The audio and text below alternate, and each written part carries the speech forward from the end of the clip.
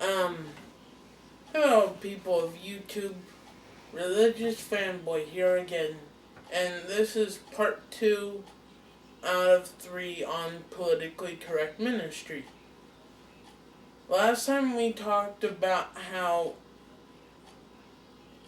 doing ministry when you think it might offend people, but it doesn't always offend people. This time we're talking about that's even more of a struggle when we know stuff needs to be said, even though we know it's probably gonna offend people, and we might even get in trouble for saying what we're gonna say. And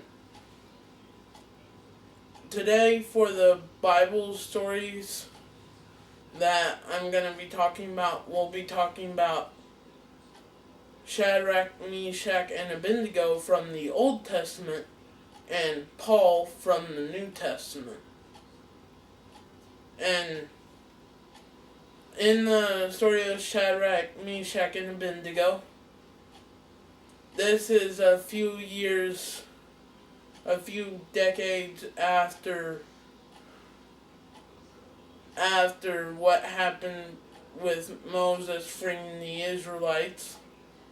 And Nebuchadnezzar had taken over Israel, and when he took over Israel, he took some of the smartest youth from Israel to work for him.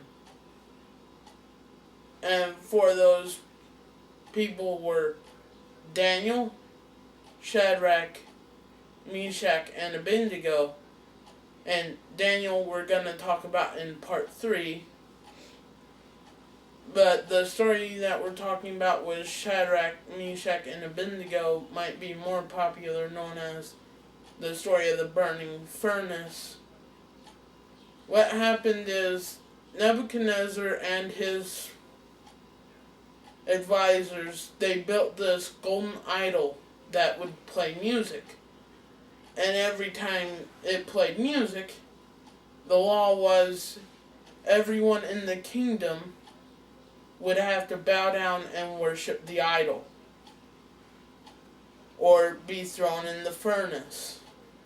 And when it came time for them to play the music, everyone bowed down except for Shadrach, Meshach, and Abednego.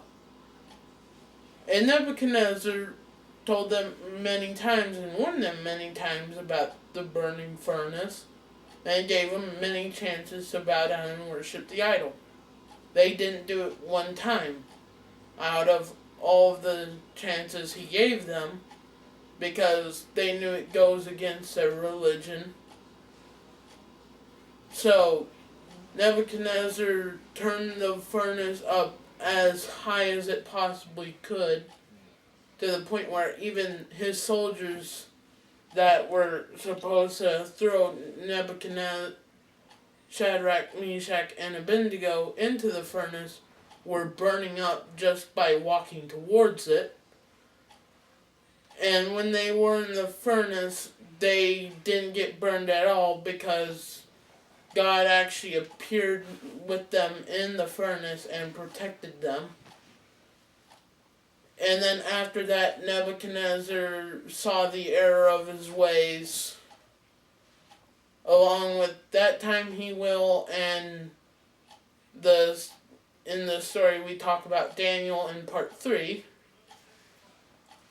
So now let's get on to the second story that we're going to talk about today. And that's in New Testament, about the Apostle Paul. And one time he was being beaten up by Roman guards, and they were going to kill him, and then the king told him to stop and gave Paul time to speak, to kind of explain himself or say sorry or something along the lines of that. But he did neither one of those things, and he used that time to share his testimony. And it even brings up in the Bible that actually in scripture it says that he knew they were gonna kill him for saying what he was going to say, but he said it anyway out of bravery and his strength in his faith. And they did end up killing him, but something really cool that I want to point out is when they did eventually execute Paul, he wasn't sad, he wasn't mad, he didn't feel betrayed. The Bible, I believe, says that he even died with a smile on his face because he did what God would have wanted him to do. And that is why the Apostle Paul is actually one of my main heroes besides God and my dad. And with that, and what I want you to take from this is, even though people might persecute you, yell at you, send death threats, or any of the three, or both, or anything else because of you doing ministry, God is with you always. And with that being said, may God be with you, and see you next time.